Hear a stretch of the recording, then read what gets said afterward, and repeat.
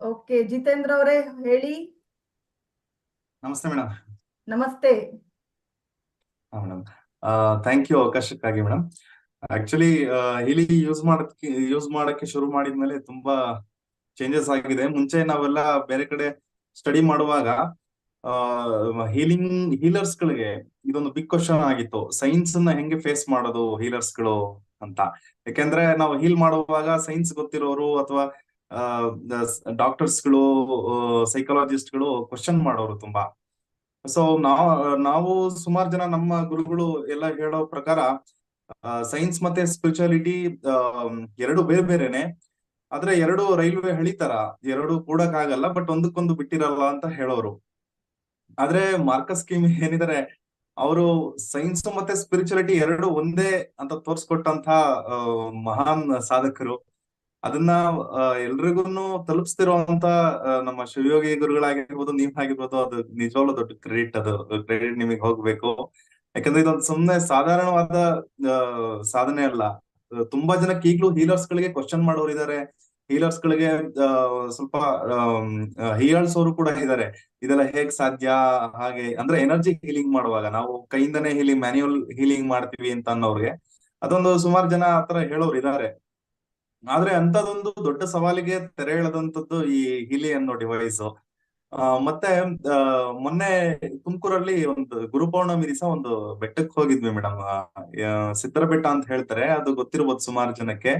ಅಲ್ಲಿ ಏನ್ ಹೇಳ್ತಾರೆ, ತುಂಬಾ ಜನ ಸಿದ್ಧರು ಅಂದ್ರೆ ಸಾಧಕರು ಇರ್ತಾರೆ, ಬಟ್ ಅವರು ಜನಸಂಪರ್ಕಕ್ಕೆ ಬರಲ್ಲ ಅಂತ ಎಲ್ಲ ಹೇಳ್ತಾರೆ.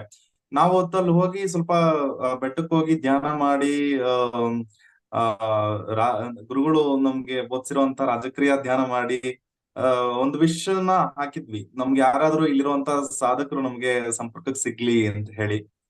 ಅಲ್ಲಿರೋರು ಹೇಳೋ ಪ್ರಕಾರ ಯಾರು ಕೂಡ ಸಿಗಲ್ಲ, ಕಣ್ಣಿಗೆ ಕಾಣಲ್ಲ, ಸಿಕ್ಕರೆ ಅದು ಮೇಜರ್ ಅದೃಷ್ಟ ಅಂತೆಲ್ಲ ಹೇಳಿದ್ರು.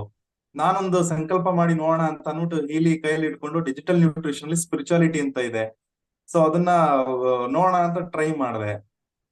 ಅಲ್ಲಿ ಒಳಗಡೆ ಒಬ್ರು ಜೀವಂತ ಸಮಾಧಿ ಆಗಿರುವಂತ ಸಾಧಕರದ್ದು ಸಮಾಧಿ ಇದೆ. ಅಲ್ಲಿ ಕುತ್ಕೊಂಡು ಸ್ವಲ್ಪ ಹೊತ್ತು ಮೆಡಿಟೇಷನ್ ಮಾಡಿ ಸ್ಪಿರಿಚುಯಾಲಿಟಿ ರನ್ ಮಾಡಿದೆ. ಸೊ ಡಿಸಪಾಯಿಂಟ್ ಆಯ್ತು, ಯಾಕೆಂದ್ರೆ ಯಾರು ಸಿಗ್ಲಿಲ್ಲ.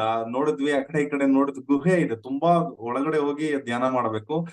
ಆಯ್ತು ಅಂತ ಅನ್ಬಿಟ್ಟು ಇನ್ನೇನ್ ಮಾಡೋದು ಅಂತ ಇಳಿದ್ ಬರ್ತಾ ಇದ್ವಿ. ಸುಮಾರು 1.5 ಕಿಲೋಮೀಟರ್ ಹೈಟ್ ಇರುವಂತ ಬೆಟ್ಟ ಅದು. ಸೊ ಇಳಿತಿರುವಾಗ ಒಂದು ಕಾಲ್ಭಾಗ ಬೆಟ್ಟ ಇಳಿದಿರುವಾಗ ಒಂದು ಅರ್ಧ 1 ಕಿಲೋಮೀಟರ್ ದೂರದಲ್ಲಿ ಯಾರೋ ನಿಂತ್ಕೊಂಡು ಸ್ಮೈಲ್ ಮಾಡ್ತಾ ಇದ್ರು. ನಾವು ನೋಡಿದ್ವಿ, ಇಮಿಡಿಯೇಟ್ ಅಲ್ಲಿ ಯಾರು ಹೋಗಕ್ಕೆ ಆಗಲ್ಲ ಜನ, ಅಂತ ಜಾಗದಲ್ಲಿ ಯಾರೋ ನಿಂತು ಸ್ಮೈಲ್ ಮಾಡ್ತಾ ಇದಾರಲ್ಲ ಅಂತ ಅಂದ್ಬಿಟ್ಟು ಸ್ಟೆಪ್ಸ್ ಏನಿತ್ತ ಸ್ಟೆಪ್ಸ್ ಇಂದ ಆರ್ಬಿಟ್ಟು ಹೋದ್ವಿ. ಹೋದ್ರೆ ನಮ್ಗೆ ಆಶ್ಚರ್ಯ ಅನ್ನೋ ತರ ಯಾರೋ ಒಬ್ರು ಸಿಕ್ಕೇ ಬಿಟ್ರು.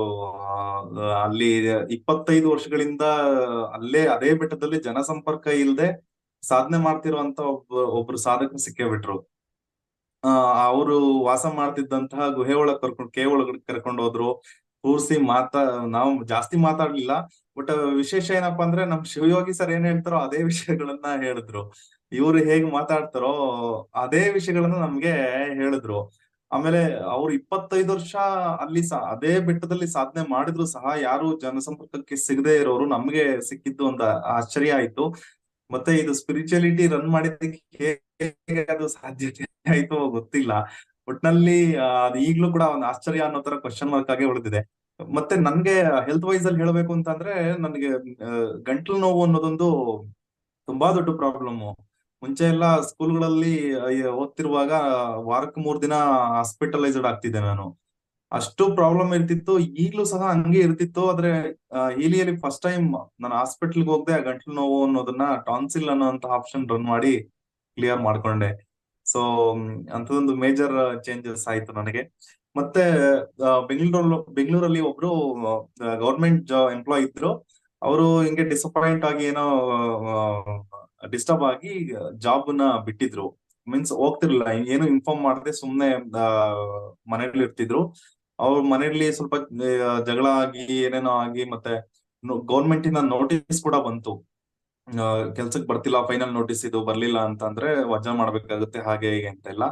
ಸೊ ಅವರು ನನ್ಗೆ ಹೇಳಿದ್ರು. ಸುಮ್ನೆ ಅದು ನನ್ಗೆ ಸ್ವಲ್ಪ ಡೌಟ್ ಇತ್ತು ಏನಾಗುತ್ತೋ ಅಂತ. ಯಾಕೆಂದ್ರೆ ಅವರು ಅಷ್ಟು ತುಂಬಾ ಕ್ರೂಯಲ್ ಆಗಿದ್ದಾರೆ ಅಂದ್ರೆ ಹೇಗೆ ಸಾಧ್ಯ ಆಗುತ್ತೆ ಅಂತ ಅಂದ್ಬಿಟ್ಟು ಸುಮ್ನೆ ನೋಡೋಣ ಅಂದ್ಬಿಟ್ಟು ಅವ್ರದ್ದು ಇಲ್ಲಿಂದನೇ ವೈಬ್ರೇಷನ್ ಕ್ಯಾಚ್ ಮಾಡಿ ಗೋಲ್ಡ್ ಸೈಕಲ್ ರನ್ ಮಾಡಿದೆ, ಮತ್ತೆ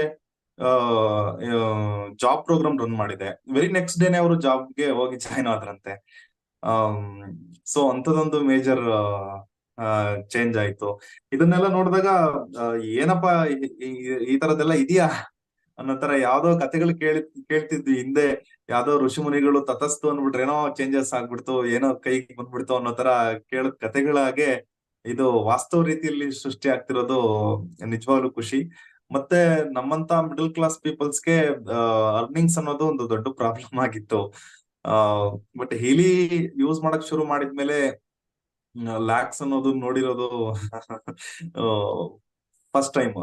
ಅನ್ಎಂಪ್ಲಾಯ್ಮೆಂಟ್ ಅನ್ನೋದು ತುಂಬಾ ಜನಕ್ಕಿರುತ್ತೆ, ಆದ್ರೆ ಇದ್ರಲ್ಲಿ ಪ್ರಾಸ್ಪರಿಟಿ ಮತ್ತೆ ಚಕ್ರ ಬ್ಯಾಲೆನ್ಸ್ ಇದೆಲ್ಲ ಕೊಟ್ಟಿರೋದ್ರಿಂದ ಸೊ ನಮ್ ಮೇಜರ್ ಹೆಲ್ಪ್ ಆಗುತ್ತೆ ಪ್ರಾಸ್ಪೆರಿಟಿ ಲೆವೆಲ್ ಅಲ್ಲಿ.